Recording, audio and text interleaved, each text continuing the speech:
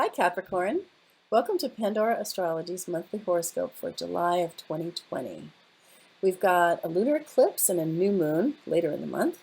Mercury and Venus and Mars are up to stuff. Mercury in particular is retrograde, and in Cancer, your opposing sign.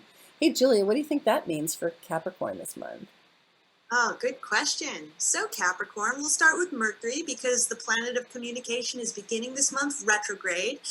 And this is going to correlate with your seventh house of partnership. So, if you have a romantic partner, if you have a business partner, if you have a consultant, like let's just say you hired a lawyer recently, expect some miscommunications to crop up a little bit. You might have to kind of go back and sort of straighten things out later. On July 12th, Mercury is going to go direct, so that'll be a great time for straightening things up. Then Venus starts this month direct. She was retrograde last month, so we're happy to see her, moving forward. And this is going to correlate with your sixth house of work. So this is a great time for really getting along well with the people you work with. It's not necessarily the most romantic transit because the sixth house is such a practical house. But if you're in a relationship, you could be finding very practical ways to be of service to your partner, love is about balancing practicality with idealism, and now it's time to focus on the practicality. Mars is in Aries all month, and that correlates with your fourth house of home. So the fourth house can also be our deep inner psyche. It could also be the past. Mars is a kind of conflict-prone planet, so you could be kind of finding yourself this month either having conflicts with family members or the people you live with, or maybe even getting irritated by something from the past. Maybe you're just sort of remembering something now, or a person from your past enters your life, and it gets you all Marsy and argumentative. A great way to handle this transit is just to try to put in a lot of effort, which is ruled by Mars, towards maybe doing home projects or working from home, so that you channel the energy in a much more constructive way. Yeah, maybe it's also important to remember that just because they are not reacting to you well doesn't mean that they don't respect you. Ah, true. And it's no need to really get that angry about it. Yeah. Okay, so there is an eclipse coming on the 4th of July, actually, on the USA's birthday, and it's going to be a pretty emotionally intense lunar eclipse, so that should really stir the pot. And for you, that moon falls right there in the first house with the big pile of Capricorn planets that are hanging out there anyway.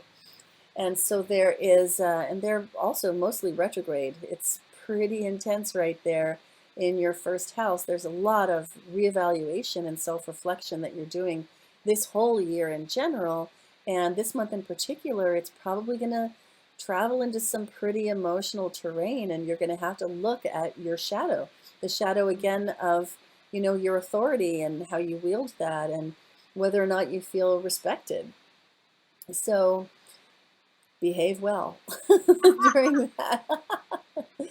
Now, later in the month, things lighten up because the second moon lunation that we have this month is going to be a new moon, which is happening in the sign of Cancer, and that is falling in your seventh house of relationships. So new moons often are times for planting seeds.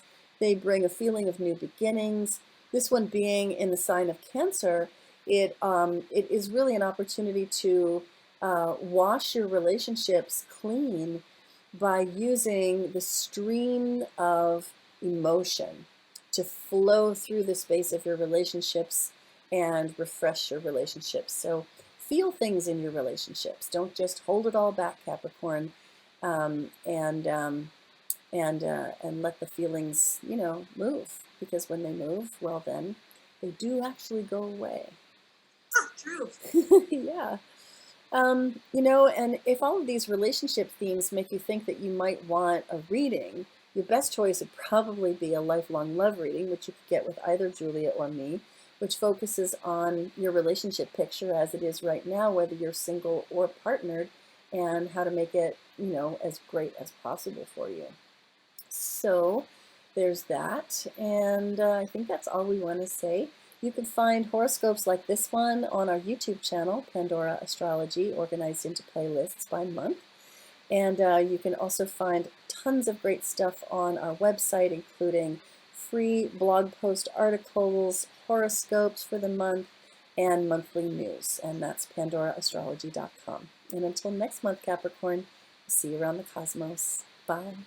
Bye-bye.